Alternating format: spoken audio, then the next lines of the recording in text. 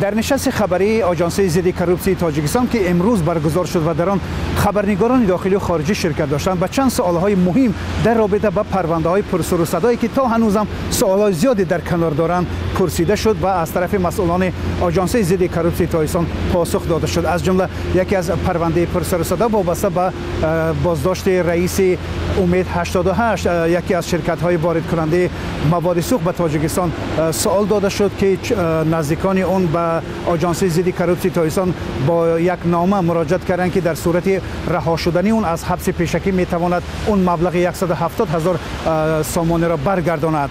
مقامات اگنتی منفیت دار است که مبلغ ضرر پورا برقرار کرده شود. برای برقراری این مبلغ نیز زیاده از 69 اموال‌هایی که اوزداد در فروش گذاشته شده است با نماینده های طرف روبرت امید 88 ما امکان دادیم که هر لحظه که مراجعت کند کارمندان اگنتی با آنها در تماس هستند.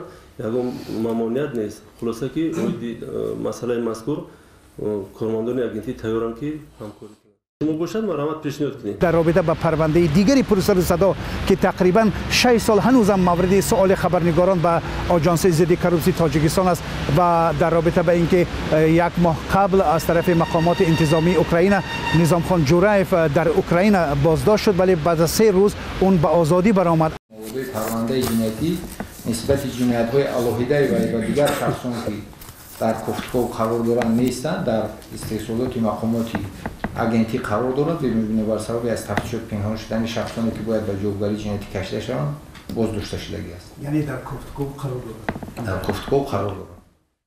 نماینده آژانس ضد کروپسی تاجیکستان گفت که آنها نظام خان جورایف را در پیگرد بین‌المللی قرار دادند ولی وقتی که اون در کیف بازداشت شد متاسفانه از طرف مقامات انتظامی اوکراین به مقامات وزارت کارهای داخلی تاجیکستان که مسئول استرداد افراد بازداشت مورد پیگرد قرار داده شده است نامه نیامده است، هیچ مراجعت نشده است. از این رو این مسئله همچنان ناروشن باقی میماند. نظام خان جورایف طور آژانس ضد کروپسی تاجیکستان میگوید از طرف دادگاه عالی تاجیکستان پرونده او مورد بررسی قرار دارد ولی در حال حاضر موقوف گذاشته شده است. این سوال‌های اساسی بودند که از طرف خبرنگاران پرسیده شدند و مسائل دیگری هم بودند وابسته به مسئله خرید و فروش زمین‌ها به طور غیر قانونی، در مسئله مبلغ گیری معلمان در مکتب‌ها و مسائل دیگری وابسته به رشوه و رشوت ستانی بود که سوال و جواب و مورد پاسخ مسئولان آژانس ضد کروپسی